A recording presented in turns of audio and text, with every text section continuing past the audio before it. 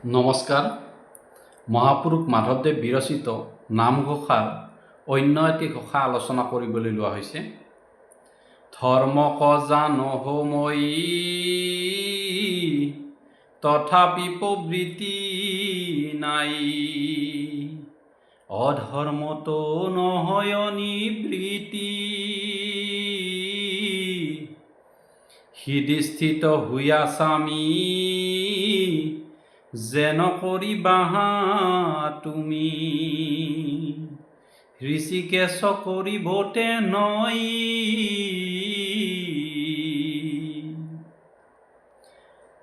ধৰ্ম কাক কয়?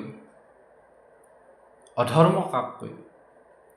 কি কৰিলে ধৰ্ম হয়, কি কৰিলে অধৰ্ম হয়, আমি ভাল ধৰণে জানো। তথাপিও সৎকৰ্ম, ভাল কৰ্ম, ধৰ্মৰ লগত ৰিলেটেড যিবিলাক কৰ্ম, ভাল কৰ্ম, এইবিলাক কৰ্ম কৰিবলৈ আমাৰ ভিতৰত প্ৰেৰণা নাহে। আৰু অসৎ কৰ্মবিলাক বেয়া বুলিও জানি সেইবিলাকৰ প্ৰতিহে মনটো আমাৰ আগ্ৰহ, আৰু সেইবিলাক কাৰ্য ত্যাগ কৰিবলৈ মনত বৈৰাগ্য ভাৱ নাহে। সেই কাৰ্যবিলাক এৰিবলৈ মনত আমাৰ বৈৰাগ্য ভাৱৰ উদয় নহয়। এই কথাটো মহাপুৰুষ মাধৱদেৱে ভগৱান কৃষ্ণক নিবেদন কৰিছে। তেখেতে কৈছে, হে হৃষিকেশ, তুমি মোৰ হৃদয়ত থাকি তুমি মোক যেনেধৰণে চলাবা মই তেনেধৰণে চলিম। হৃষিকেশ মানে কি? হৃষিকা নাম ঈশ ইতি হৃষিকেশ। হৃষিক মানে ইন্দ্ৰিয়, ঈশ মানে গৰাকী বা অধিষ্ঠাতা। যিজন ব্যক্তি ইন্দ্ৰিয়ৰ গৰাকী, যিজন ব্যক্তি ইন্দ্ৰিয়ৰ মালিক, সেইজন ব্যক্তিক হৃষিকেশ বুলি কয়। আমাৰ ইন্দ্ৰিয়বিলাক চঞ্চল। পঞ্চ ইন্দ্ৰিয়ৰ ওপৰত মন আছে, আৰু মনক ষষ্ঠ ইন্দ্ৰিয় বুলি কোৱা হয়। মন আটাইতকৈ চঞ্চল।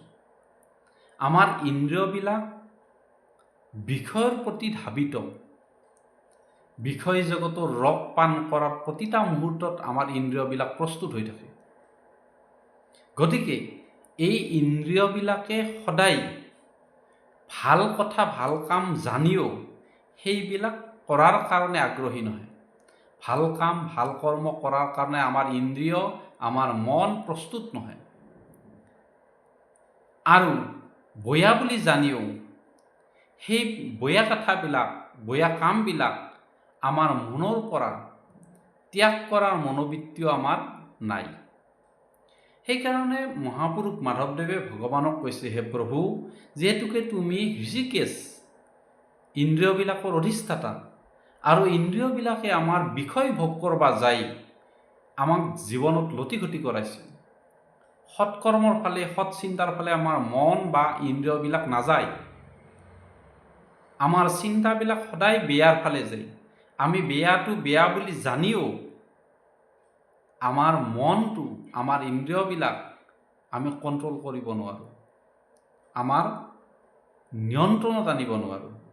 গতিকে হে প্ৰভু, যিহেতুকে তুমি ইন্দ্ৰিয়ৰ অধিষ্ঠাতা, তুমি আমাৰ হৃদয়ত থাকি যেনেদৰে আমাক চলোৱা তেনেধৰণে আমি চলিম। এইবুলি মহাপুৰুষ মাধৱদেৱে ভগৱান কৃষ্ণৰ ওচৰত বিনম্ৰভাৱে অনুৰোধ জনাইছে। ধন্যবাদ। নমস্কাৰ।